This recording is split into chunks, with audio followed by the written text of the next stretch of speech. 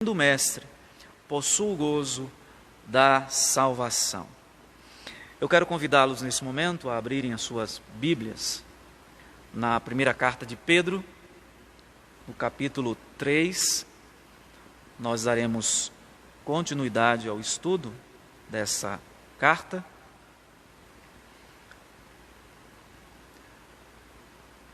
Primeira Pedro, capítulo 3, do verso 8 até o verso 12.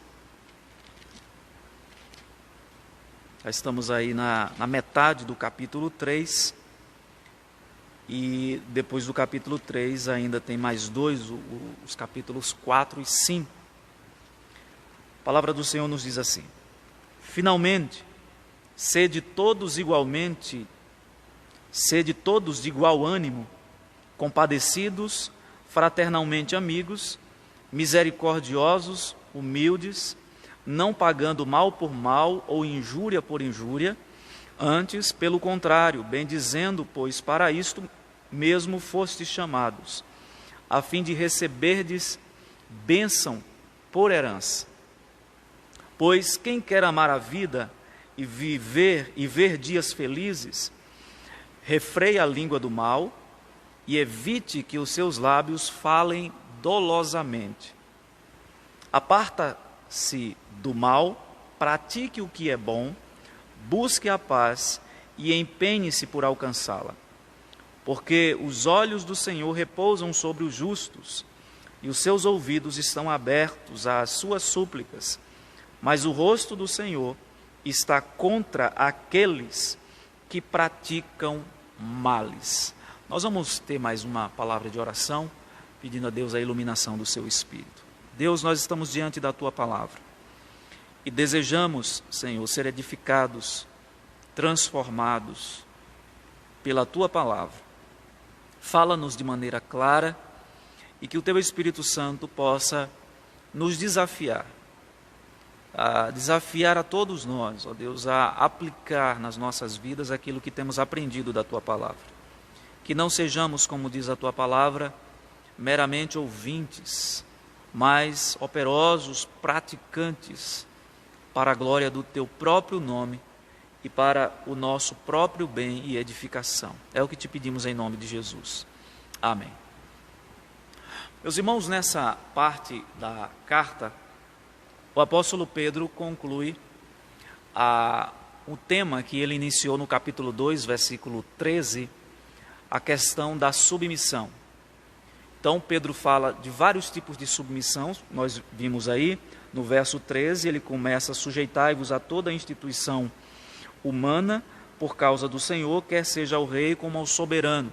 Então, a sujeição nas relações com as autoridades, nós devemos nos sujeitar a elas, e vimos aqui, desde que elas não contrariem, ou nos obriguem, nos estimulem a fazer algo que seja contrário à palavra de Deus. Se elas assim ordenarem, nós devemos, nesse caso, nos insurgirmos contra elas.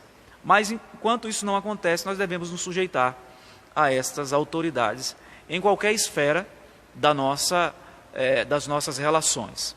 Depois Pedro fala da sujeição dos servos aos senhores. Ele fala na sequência, no capítulo 3, nós vimos a semana passada, a sujeição mútua dentro do casamento. Especialmente ele destaca aqui a figura da submissão da mulher ao marido, e nós vimos como isso se aplica de maneira prática e qual o significado dessa sujeição.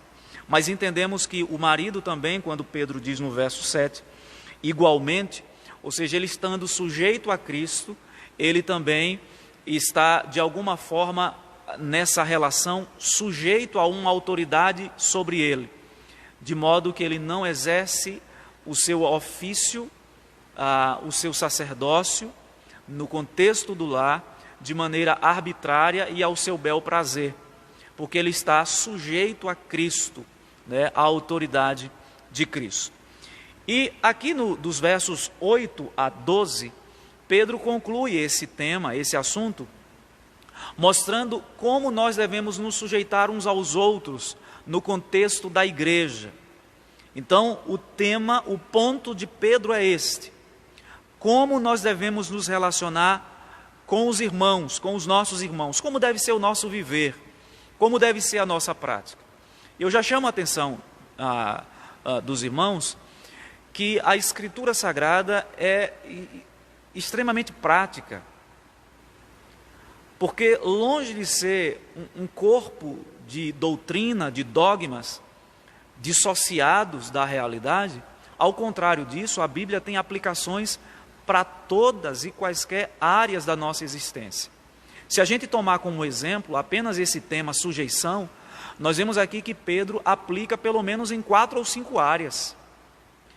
Então, só para falar do tema sujeição, quando a gente amplia os temas da Escritura, a gente percebe que eles são aplicáveis, todos os temas, a todas as áreas da nossa existência. Então, aqui no capítulo 3, de 8 a 12, Pedro inicialmente nos traz algumas admoestações, algumas recomendações. Ele faz isso especialmente no verso 8. Seguindo para o verso 9, ele nos dá algumas advertências, nos traz algumas advertências a respeito de como devemos proceder diante das afrontas e diante das injúrias. Como é que nós devemos reagir diante de situações como estas? É importante ter em mente que os cristãos estavam vivendo num período difícil, desafiador, para colocar em prática isso aqui que Pedro destaca no verso 9. A partir do versículo 10,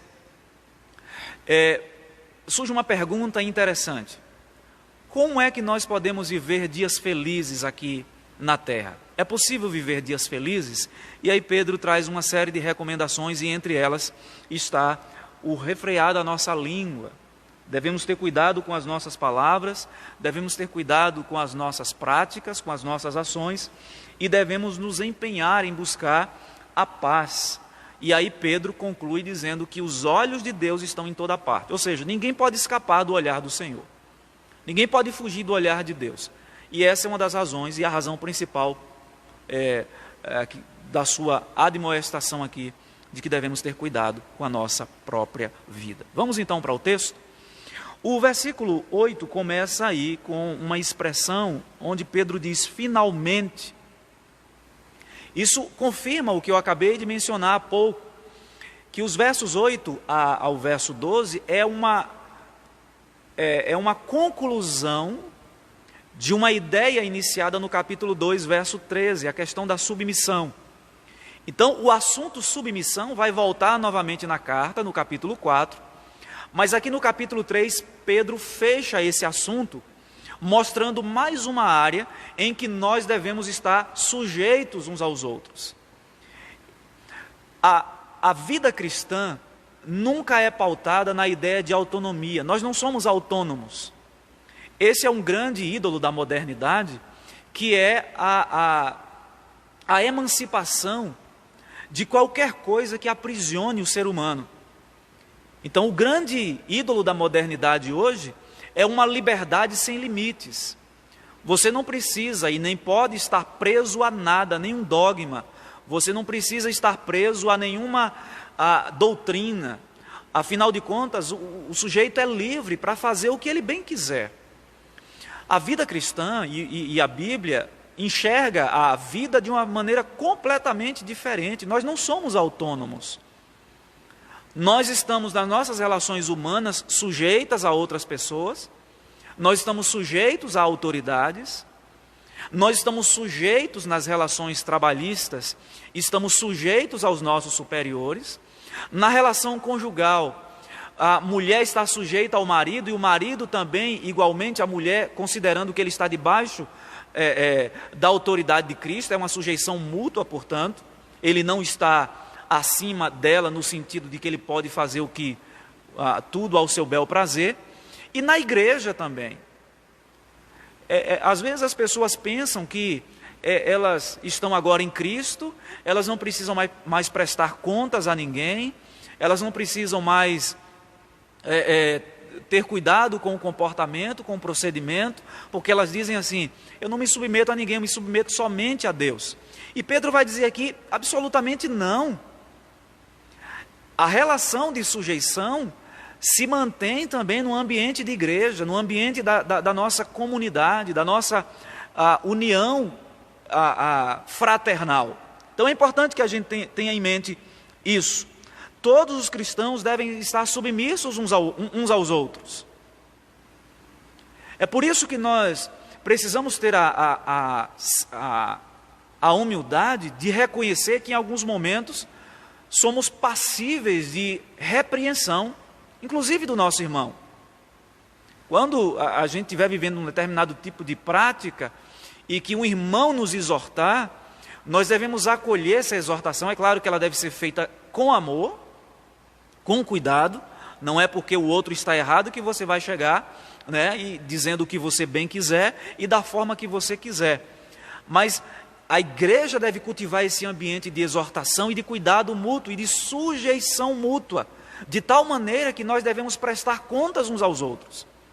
Não é que a gente viva uma vida policiesca, onde a gente vai viver se policiando o tempo todo na espreita, vendo o que é que o irmão faz, mas a gente tem responsabilidades comunitárias na igreja. E Pedro, quando ele fala aqui, finalmente, sede todos igualmente, o tema sujeição aqui está na mente de Pedro. Eu gostaria de citar um texto da carta do apóstolo Paulo aos Efésios, no capítulo 5, do verso 18 ao 21, onde o apóstolo Paulo trata também sobre essa questão da sujeição mútua. Diz assim o texto, Efésios 5, 18 a 21. E não vos embriagueis com vinho, no qual há dissolução. Agora observe, imperativo, mandamento, mas enchei-vos do Espírito, falando entre vós com salmos, entoando e louvando de coração ao Senhor com hinos e cânticos espirituais, dando sempre graças por tudo a nosso Deus e Pai, em nome de nosso Senhor Jesus Cristo. Agora observe, sujeitando-vos uns aos outros no temor de Cristo. O tema sujeição mútua está dentro do tema do enchimento do Espírito Santo. Entendo, portanto, que uma postura de rebeldia de alguém dentro da igreja, de não querer se sujeitar a um ao outro, é um sinal evidente de falta de enchimento do Espírito Santo. Porque Paulo trata da questão do enchimento, e eu entendo que os versos seguintes, quando ele diz, não vos embriagueis com vinhos no qual há dissolução, mas enchei-vos do Espírito Santo, tudo o que Paulo fala abaixo, na sequência, tem a ver ou são implicações de uma vida cheia do Espírito Santo. E entre eles está, entre esses sinais, essas evidências de que alguém está cheio do Espírito Santo, está a sujeição mútua. Portanto, meu amado irmão, você faz parte de uma igreja, de uma comunidade, o corpo de Cristo, e você está sujeito, nós estamos sujeitos uns aos outros, não somos autônomos, não somos um fim em si mesmo, nós estamos ligados a Cristo e ao mesmo tempo ligados uns aos outros e, portanto, sujeitos uns aos outros. E Paulo destaca no temor de Cristo, porque essa sujeição não é humana, não é uma sujeição escrava, não é uma sujeição impositiva, não é uma sujeição onde as pessoas ficam se policiando o tempo todo, é uma sujeição em Cristo, delimitada, portanto, nos mandamentos de Cristo, o amor, inclusive e principalmente.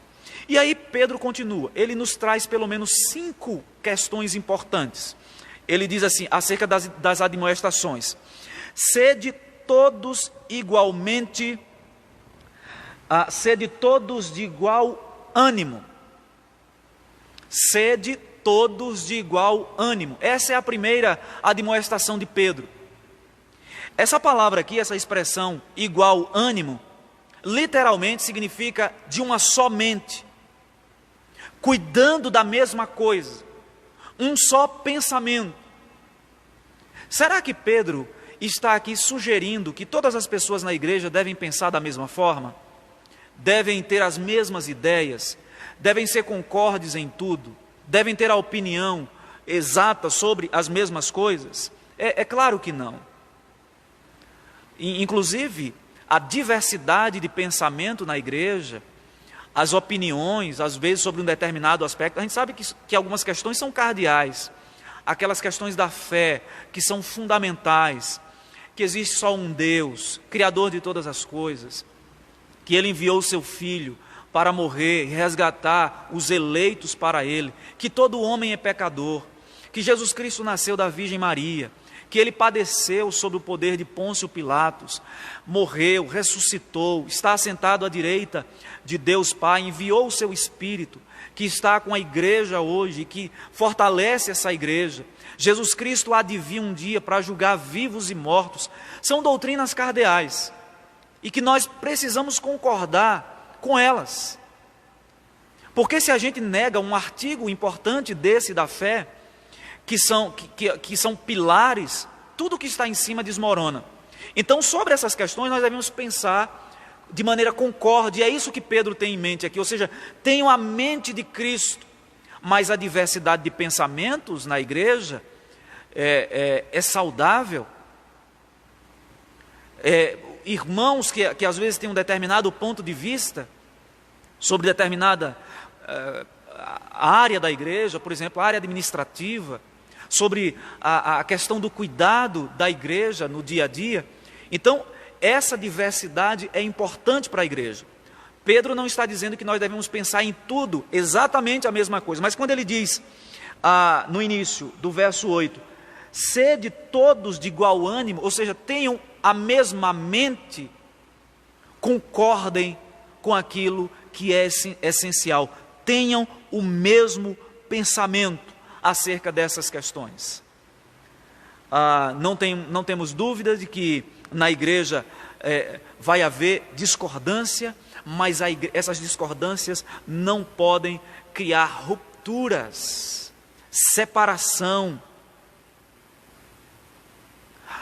Essas divergências de pensamento não podem prejudicar a unidade e a paz da igreja, porque todos nós estamos unidos em torno de uma mesma causa, Cristo, e devemos, portanto, ter a mente de Cristo. Eu entendo que quando Pedro diz aqui, no início do verso 8, sede todos de igual ânimo, tenham a mesma mente, tenham a mente de Cristo. Olha como Paulo nos exorta na primeira carta aos Coríntios, capítulo 1, versículo 10, a respeito desse assunto, de ter o mesmo pensamento. Paulo diz, rogo-vos, irmãos, 1 Coríntios 1, 10, pelo nome de nosso Senhor Jesus Cristo, que faleis todos a mesma coisa, e que não haja entre vós divisões, antes sejais inteiramente unidos, na mesma disposição mental e no mesmo parecer. Paulo está escrevendo isso aqui para uma igreja que nós conhecemos o histórico. A igreja de Corinto era uma igreja, sob vários aspectos, problemática. Era uma igreja onde havia divisões, haviam grupos, um de Paulo, outro de Apolo, o outro de Cristo, e havia problemas de litígios, irmãos que tinham desavenças uns com os outros, e ao invés de resolverem no ambiente da igreja, com o auxílio, a mediação das autoridades da igreja, estavam levando uns aos outros aos tribunais. Então era uma igreja que tinha suas dificuldades. E Paulo diz que eles deveriam ter a mesma disposição.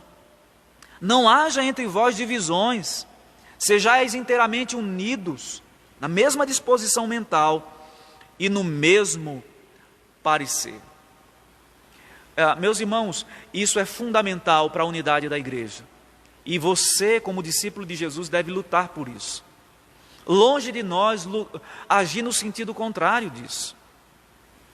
Daqui a pouco nós vamos falar uma questão que eu entendo que todas as vezes que nós agimos no sentido contrário do que Pedro está nos orientando, a ter a mesma mente, a sermos concordes, seguindo o que Paulo diz, a mesma disposição de mente, o mesmo parecer, inteiramente unidos, toda vez que agimos no sentido contrário disso, estamos ferindo a obra do Espírito Santo. Estamos lutando contra o Espírito Santo. E aí Pedro continua. A segunda advertência, a primeira é, tenham a mesma mente. tenham o mesmo ânimo. Segundo, sejam compadecidos. Literalmente significa que sintam a mesma coisa. Em outras palavras, se a igreja está alegre, se o irmão está alegre, se alegre com ele. Se o irmão está triste, se entristeça com ele. A palavra compadecido aqui é ter a mesma disposição de sentimento, é sentir a mesma coisa que o outro. A gente talvez uma palavra mais do nosso vocabulário, seja a empatia. Mas a gente precisa compreender essas palavras dentro do vocabulário bíblico, porque ela vem carregada de significados que muitas vezes não são encontrados, esses significados, na palavra, por exemplo, empatia. Aqui é sentir a mesma, é se colocar no lugar do outro, é fazer o que Cristo fez, se colocou em nosso lugar, nos substituindo. E a gente pode perceber esse princípio nas cartas do apóstolo Paulo também. A gente percebe que em vários aspectos, o apóstolo Paulo e o apóstolo Pedro são concordes.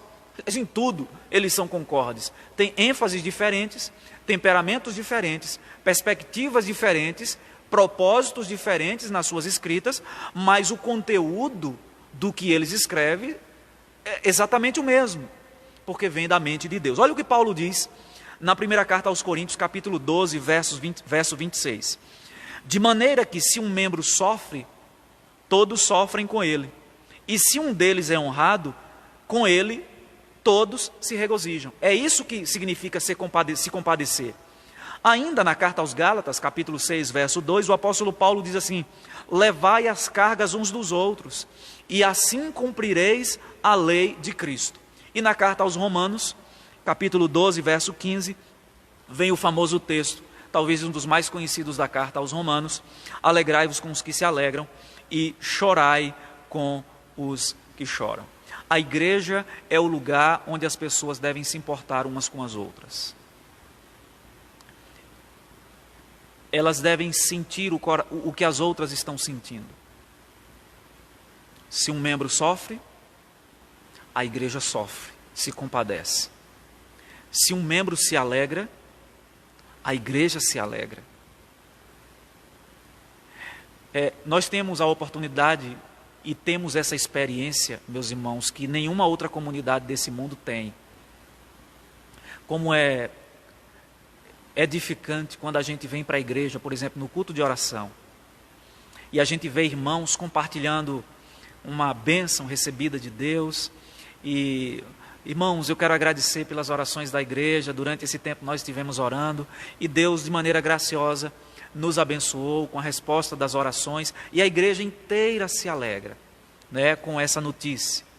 Mas como a igreja também se compadece do irmão que um dia pede oração por consolo, por ter perdido um ente querido.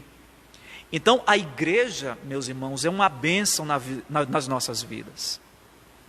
Eu fico às vezes pensando, quantas pessoas aí fora gostariam de ter um lugar onde elas pudessem colocar aquilo que elas estão sentindo, alegrias e tristezas, e saber que a outra pessoa vai compartilhar daquilo de maneira sincera. Ela não vai ouvir aquela história para sair passando para um e para outro, ou não vai agir com indiferença. A igreja é uma bênção.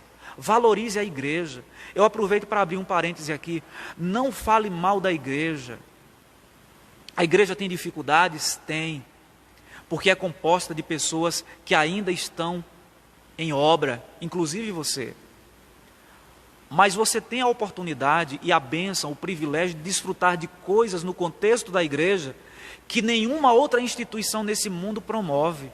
Inclusive, o que Pedro fala aqui, que é o compadecimento, é sentir o outro, colocar-se no lugar do outro. Pedro faz uma terceira advertência, que está ainda no verso 8, e ele diz assim: fraternalmente amigos. Esse aqui é um tipo de amor que Pedro já citou no capítulo 1. É o amor fraternal, o filéu, o amor carinhoso, o amor do respeito, da cortesia, do afeto, do apreço. É uma demonstração externa de um sentimento, de algo que você tem pela outra pessoa. E é importante destacar isso, que o amor precisa ser demonstrado. Ele não pode ficar só no discurso. Então, quando Pedro fala aqui de fraternalmente amigos, ele está apelando para esse amor fraternal, o filéu, o amor que nos leva a ter apreço pelo outro irmão, que nos leva a tratá-lo de maneira cortês, né, de maneira amigável, a não tratá-lo com dureza, com aspereza. Nós fazemos uma distinção de que o conceito bíblico de amor é diferente daquele que é dado pelo mundo. O amor bíblico tem mais a ver com atitudes do que com sentimentos. Na nossa cultura grandemente influenciada pelo pensamento grego, a gente absorveu muito isso, do pathos, o sentimento, aquela coisa que se sente por dentro. Mas no conceito bíblico, amor está mais ligado não tanto ao afeto, mas à atitude em si. Não ao sentimento tanto, mas à atitude. É por isso que a maior expressão de amor foi uma atitude. Jesus Cristo, que morreu na cruz em nosso favor. Então Pedro está dizendo aqui mais uma recomendação: sejam fraternos uns com os outros. Meus irmãos, no mundo tão insensível que a gente vive hoje, onde as pessoas estão tão... E nós, quantas vezes a gente faz isso, de maneira inadvertida? A gente está tão preocupado com a gente mesmo, olhando tanto para o nosso mundo, que a gente se esquece do outro à nossa volta. E Pedro diz, pratiquem o amor fraternal, a cortesia. Nessa era de distanciamentos, já aproveito aqui para sugerir aos irmãos, liguem de vez em quando para os irmãos, manda uma mensagem no WhatsApp. Se quiser ouvir a voz, liga. Hoje tem aplicativos, onde você pode ver a pessoa, fazer uma videoconferência. No sábado nós tivemos um momento com alguns casais da igreja, e aí, como é bom a gente, mesmo à distância, mas a gente vê o irmão, é por uma tela, mas a gente vê. Essas são algumas demonstrações de amor fraternal. O ligar, mandar uma mensagem, procurar como está, esses são alguns exemplos que a gente pode trazer aqui para esse ponto. Mas Pedro continua, em quarto, ele diz que nós devemos ser misericordiosos. Ou seja, devemos estar sensíveis às necessidades dos irmãos. O cristianismo não é um cristianismo pálido, frio, indiferente, duro. Nós não podemos entender o cristianismo como sendo um emaranhado de sentenças religiosas, de dogmas, completamente dissociado de um envolvimento relacional, prático, de proximidade com as pessoas. Pedro diz aqui, sejam misericordiosos, tenham sentimentos, não sejam crus, demonstrem isso uns para com os outros. E a última admoestação que ele traz aqui no verso de número 8, está aí no finalzinho, quando ele diz assim, e humildes.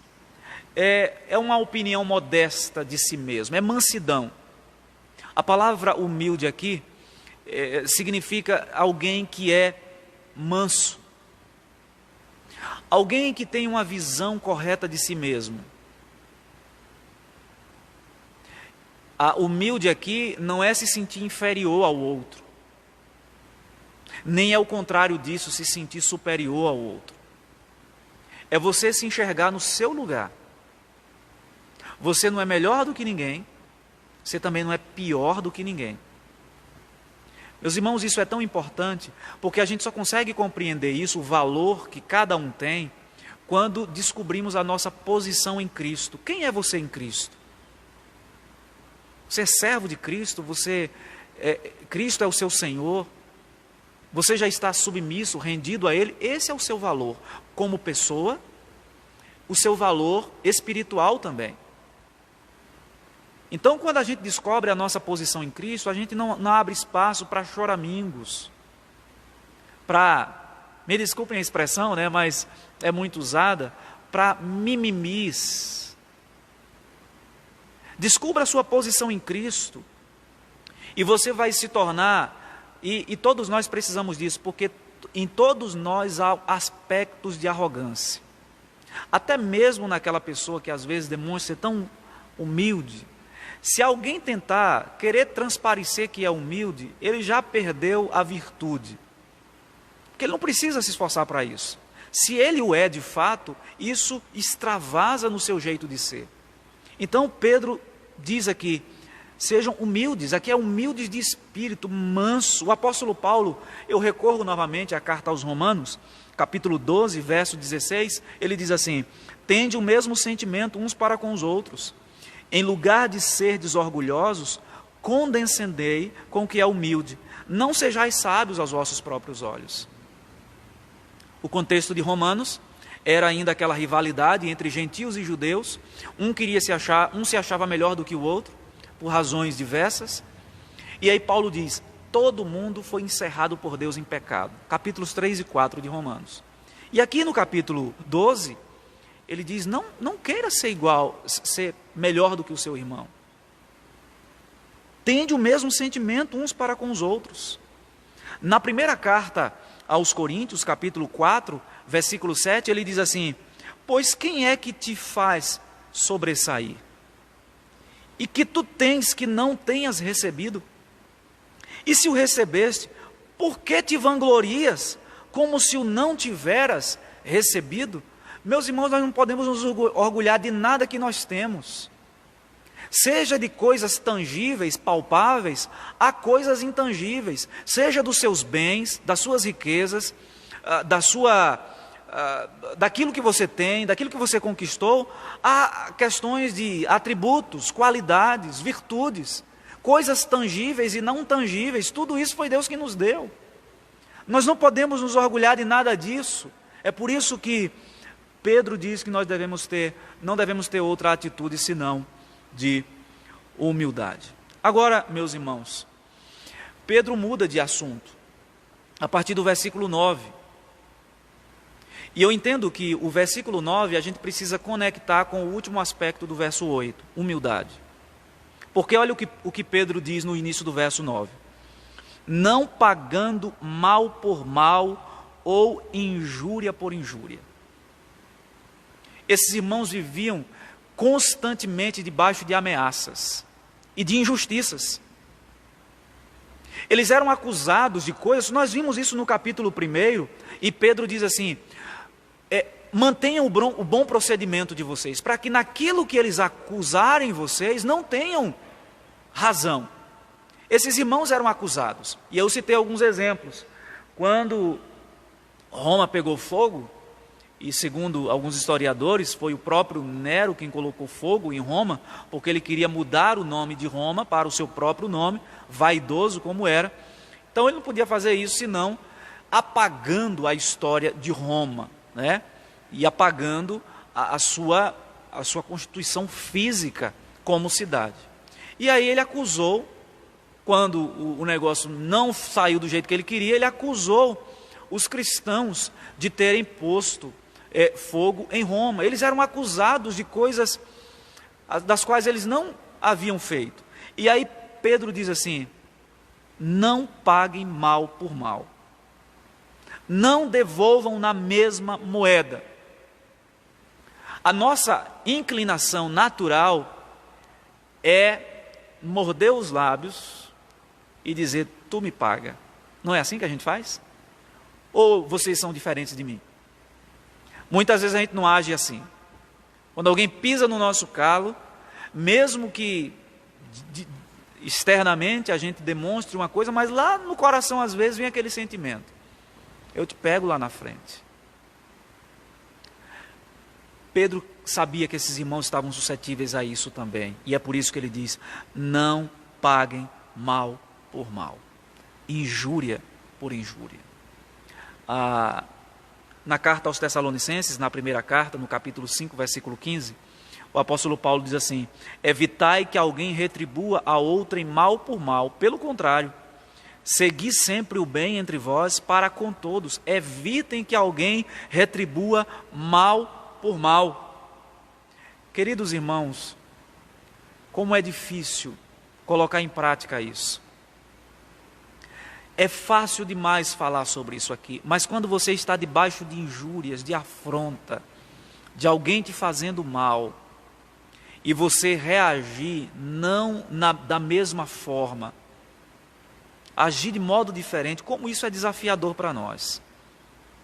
É por isso que nós precisamos da graça de Deus constante, que o Espírito Santo trabalhe nos nossos corações de maneira constante, porque senão o nosso coração vai falar mais alto e a gente vai querer retribuir mal por mal, injúria por injúria. Me difamou, eu difamo. Me fez o mal, eu devolvo na mesma moeda. E aí Pedro diz, antes, ainda no verso 9, antes, pelo contrário, aí Pedro complica a situação, ele diz, bem dizendo. O que Pedro diz aqui, literalmente em relação àqueles que fizerem o mal a vocês e que injuriarem a vocês, ao invés de agirem da mesma forma, reajam de modo contrário, bendizendo, abençoando. A palavra bendizer significa que eu vou desejar no meu coração. Bendizei aos que vos maldizem, orai pelos que vos caluniam. Lucas 6, verso 28. Que desafio para nós sermos discípulos de Cristo. Que princípio difícil de colocarmos em prática. Mas Pedro tem em mente aqui uma situação concreta. Aqueles irmãos estavam passando por isso. E ele também, o próprio apóstolo Pedro, passou por isso. Assim como também o apóstolo Paulo, que foi acusado diversas vezes injustamente. Deixa eu abrir um parêntese aqui. Pastor, você pode estar se perguntando, se eu for alvo de alguma calúnia, de algum mal, alguém me fizer algum mal, e isso me prejudicar, diante desse texto bíblico, eu devo recorrer a direitos que a própria lei me dá?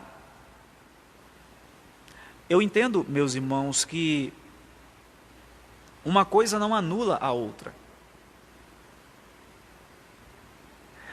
A lei hoje,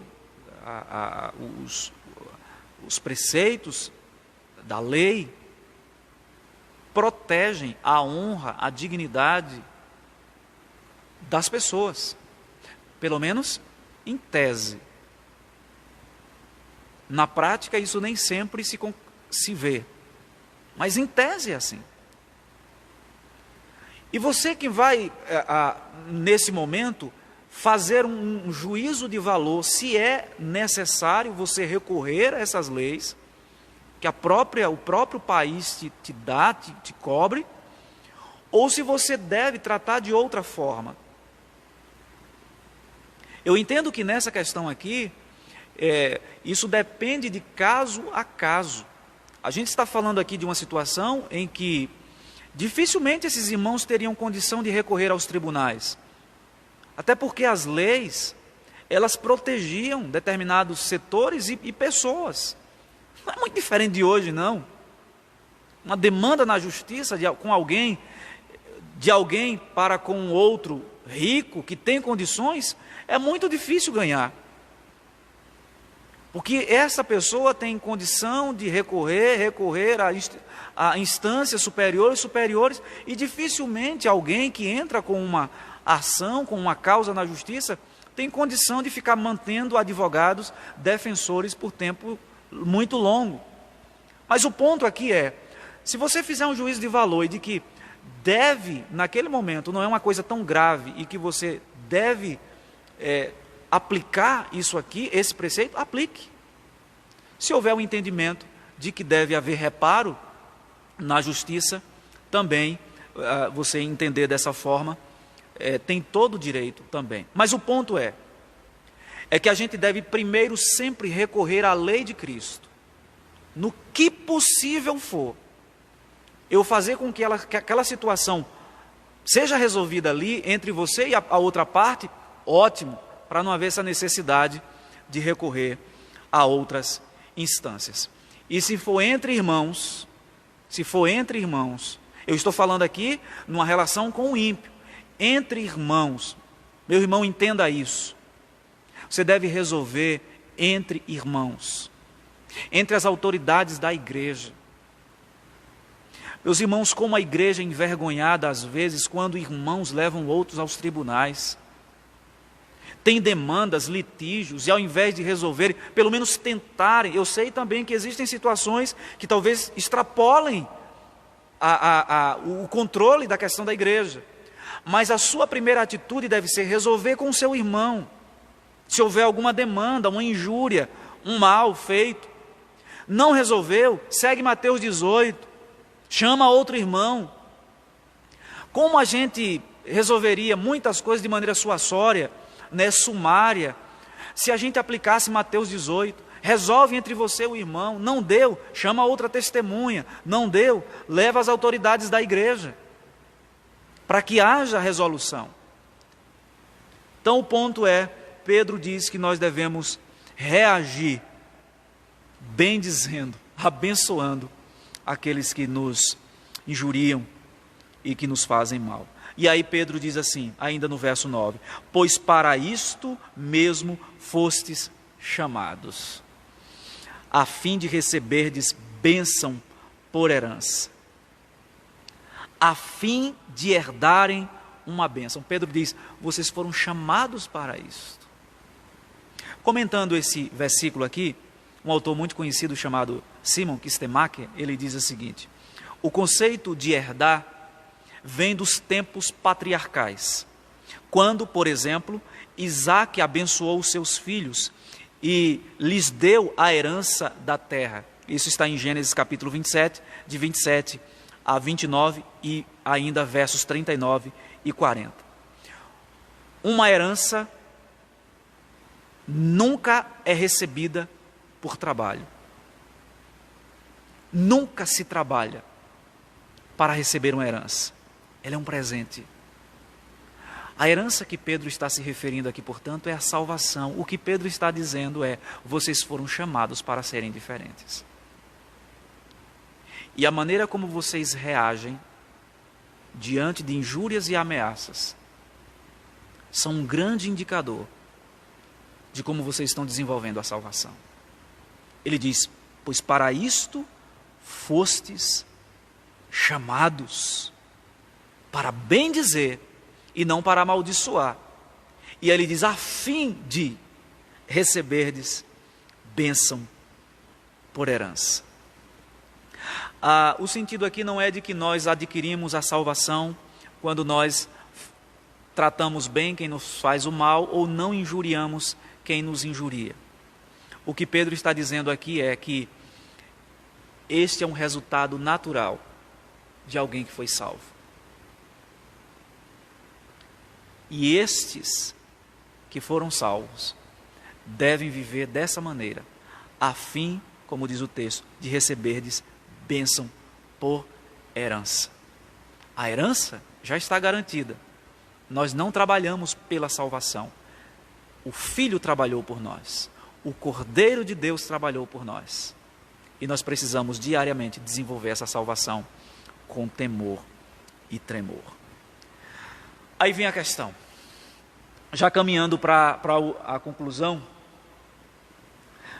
os versos 10, 11 e 12, eles são mais, essa primeira parte ela é um pouco mais densa, a gente vai caminhar um pouco mais rápido nessa segunda parte. Pois quem quer amar a vida e ver dias felizes? Como viver dias felizes? Como ter vida em abundância, como o Senhor Jesus nos ensinou e nos prometeu em João capítulo 10, versículo 10. Eu vim para que tenham vida e a tenham em abundância. O que é que nós precisamos fazer para viver dias felizes? Começa pela boca. Pedro diz: refreia a língua do mal, evite que os seus lábios falem dolosamente. A primeira maneira de viver dias felizes, meus irmãos, é desligando a língua, cuidando dela, deixando ela mais guardada na boca. Meus irmãos, falar demais é um dos grandes, um dos pecados mais danosos para todas as relações. Normalmente as desavenças começam porque alguém falou demais, e isso em todo lugar. Ambiente de trabalho, às vezes as divergências surgem entre colegas de trabalho porque um é conversador, sempre fala demais, sempre observa o tempo todo e aí fala demais. No ambiente de casa, às vezes a mulher fala demais, o marido fala demais, os filhos falam demais. Na igreja, irmãos que falam demais, que não seguram a língua. Pedro diz: refreie, coloca um freio nesse negócio. E eu entendo que Pedro está usando aqui uma linguagem muito parecida com a de Tiago, quando ele diz que nos animais você coloca um cabresto para frear, e a língua você segura. Mas é mais fácil parar um cavalo bravo do que segurar uma língua que se mexe demais.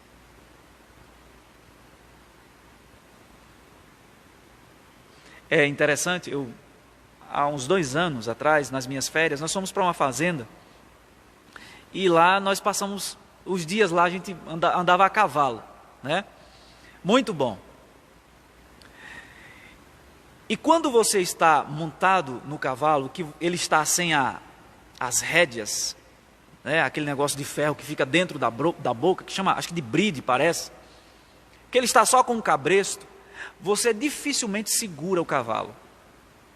Agora, quando ele está com aquele negócio de ferro dentro da boca, que você não precisa nem puxar com força, o cavalo já para de vez. É fácil parar um cavalo. Você coloca uma bride na boca dele.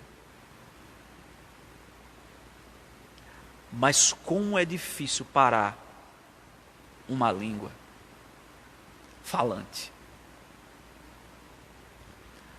O apóstolo Tiago, no capítulo 3, verso 2, ele diz assim: porque todos tropeçamos em muitas coisas. Se alguém não tropeça no falar, é perfeito varão, capaz de refrear também todo o corpo. Observe, se você consegue frear sua língua, você consegue frear muitas outras coisas, muitos outros ímpetos do seu coração. A língua é um mundo de iniquidade, Tiago fala isso. É como um veneno contido, que corrompe, que destrói, que causa inimizade, que separa pessoas, que cria inimizades, que destrói reputações, que denigre caráter. Meus irmãos, quantas pessoas, a gente vê isso aí na mídia, né? Pessoas que tiveram a sua reputação jogada na lata de lixo, porque alguém conversou demais, ou digitou ou teclou demais. Essa recomendação de Pedro aqui, em tempos modernos de redes sociais, a gente poderia parafrasear, sem mudar o sentido do texto: refreiem os seus dedos. Palavras que escorrem pelos dedos e chegam nos teclados e ganham o mundo, e que arrebentam reputações, pessoas, difamam. Tenha muito cuidado com a sua língua. O pecado da língua é um dos pecados mais graves. Se a gente fosse estabelecer uma hierarquia, talvez esse pecado seja um dos mais graves, porque ele atenta diretamente contra a obra do Espírito Santo.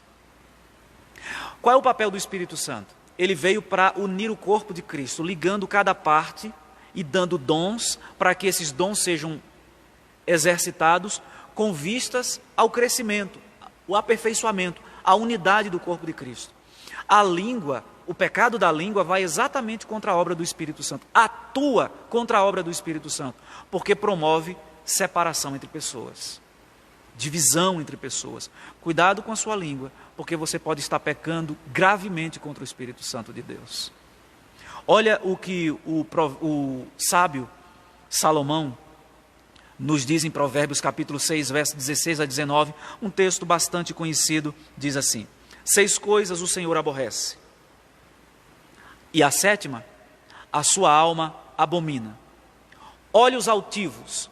Olhos altivos é aquela pessoa que olha de maneira orgulhosa por cima, né? Ele olha sempre para os outros assim, um ar de arrogância. Olhos altivos. Língua mentirosa. Mãos que derramam sangue inocente. 4, coração que trama projetos iníquos. 5, pés que se apressam que correm para o mal. 6, testemunha falsa que profere mentiras. E a 7ª, que a alma do Senhor abomina, o que semeia contenda entre irmãos. O pecado da língua atiça a ira de Deus contra a pessoa. Eu entendo que talvez esse seja um dos motivos do porquê este é um dos pecados gravíssimos e que atenta contra a obra do Espírito Santo. É por isso que Deus o abomina, Deus o odeia.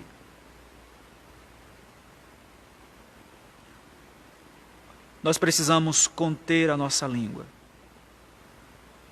porque ela pode se tornar um grande inimigo nosso. E aí Pedro continua, a segunda proibição, ou a segunda advertência para viver uma vida feliz. Primeiro é: refreia a sua língua do mal e os seus lábios de falarem dolosamente.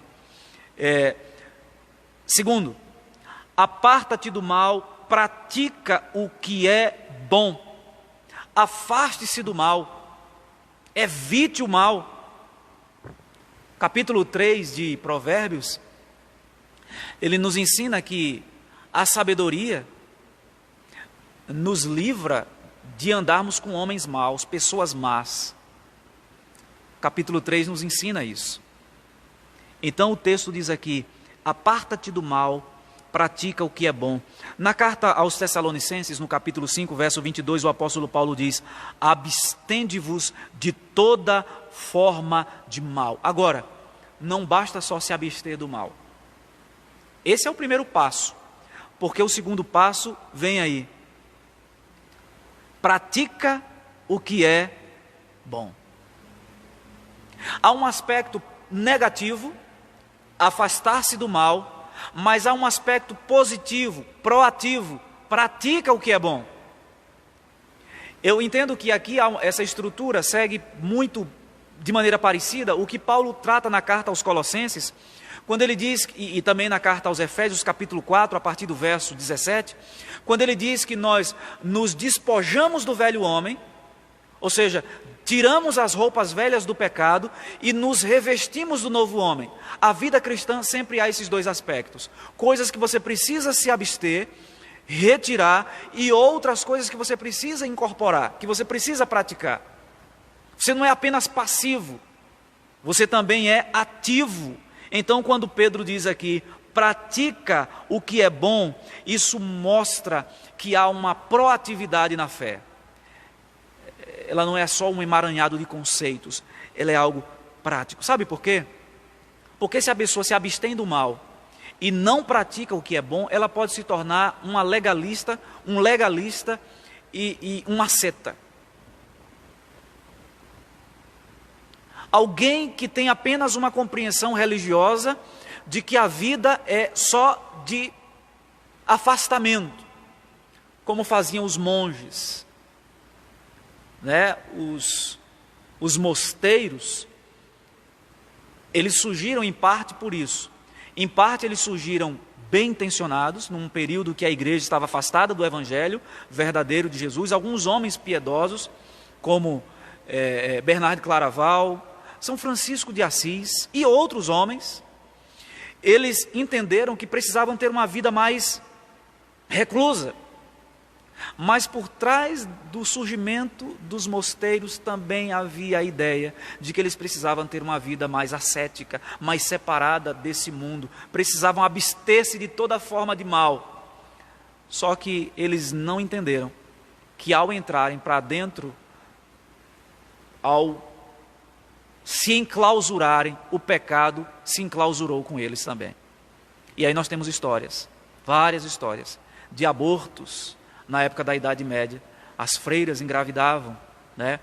E muitos desses filhos eram abortados, outros eram abandonados e acolhidos em muitos orfanatos criados por igrejas. Então, não basta apenas se abster do mal, é preciso praticar o bem, para você não se tornar um legalista. Não pode isso, não pode aquilo outro, você está proibido de fazer isso, está proibido de fazer aquilo outro. Então, a vida cristã não é isso, uma vida apenas de proibições, mas de ações na prática do bem. E aí, concluindo o verso 11, Pedro diz assim: busque a paz, empenhe-se por alcançá-la, seja um pacificador. Talvez seja o pensamento aqui de Mateus 5,9, quando Jesus diz: bem-aventurados os pacificadores. O apóstolo Paulo em Romanos 12,18 nos diz: se possível, quanto depender de vós, tende paz com todos os homens. É isso que Pedro está dizendo: busque a paz, mas se empenhe, faça o que for necessário, para que essa paz seja mantida, preservada, não paz a custo da verdade. Algumas pessoas às vezes criticam aqueles que denunciam as doutrinas falsas e dizem assim: mas nós precisamos ser pacificadores. Se a gente falar mal das heresias na igreja, quando, por exemplo, alguém fala mal das heresias da Igreja Universal do Reino de Deus, da Igreja de Valdemiro, nós não estamos indo contra a ideia bíblica de pacificação, porque não pode haver paz verdadeira onde a verdade é vilipendiada, onde a verdade é massacrada, onde a verdade bíblica é negada. Se você defende esse tipo de paz, não é a paz bíblica. A paz não pode existir a custo da verdade, porque isso não é paz verdadeira. Pedro diz aqui: busque a paz. O que ele está falando aqui, pensando aqui, é num contexto de irmandade, né? Não vivam brigando por besteira, levantando questões pequenas que não vão produzir nenhum efeito benéfico, pelo contrário, vai apenas distanciar mais ainda vocês uns dos outros. Busquem a paz, seja um pacificador na igreja, seja um pacificador em casa, na sua casa, marido, mulher, filhos, seja um pacificador no seu ambiente de trabalho, não seja o primeiro a levantar as armas. Por fim, Pedro diz o seguinte no verso 12. Ele dá aqui duas garantias, de bênção e de disciplina. Pedro está escrevendo para a igreja e ele diz: porque os olhos do Senhor repousam sobre os justos e os seus ouvidos estão abertos às suas súplicas. O Senhor conhece você, conhece a mim. Os olhos do Senhor estão em toda parte, repousam sobre os justos. O apóstolo João, na revelação de Apocalipse, ele diz que Deus tem 7 olhos que permeiam toda a terra. Deus não tem 7 olhos literais, 1, 2, 3, 4, 5, 7. A ideia ali, e nós sabemos que o número 7 na Bíblia tem o sentido de perfeição, de completude, significa que Deus vê tudo, até aquilo que está escondido no nosso coração. Ele vê o que está demonstramos, mas Ele vê também aquilo que nós não externamos. Deus tem os seus olhos sobre os justos. E Pedro diz que os seus ouvidos estão abertos às suas súplicas. O escritor aos Hebreus, no capítulo 4, verso 12 e 13, nos diz: porque a palavra de Deus é viva e eficaz e mais cortante que qualquer espada de 2 gumes, e penetra até o ponto de dividir alma e espírito, juntas e medulas, e é apta para discernir os pensamentos e propósitos do coração. E não há criatura que não seja manifesta na sua presença. Pelo contrário, todas as coisas estão descobertas e patentes aos olhos daquele a quem temos de prestar contas. Todas as coisas estão descobertas diante de Deus. E aí Pedro diz assim: e os seus ouvidos estão abertos às suas súplicas. Deus ouve a oração dos justos. Agora, a disciplina. Mas, conjunção adversativa, o rosto do Senhor está contra aqueles que praticam males.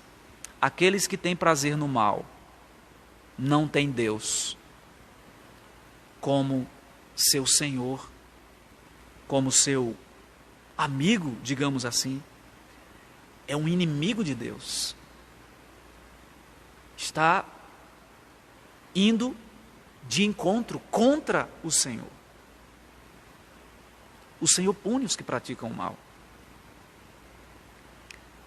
Se um servo do Senhor escolhe seguir o caminho errado, escolhe errar, ele deve enfrentar a disciplina de Deus, que é um Pai soberano, amoroso, misericordioso.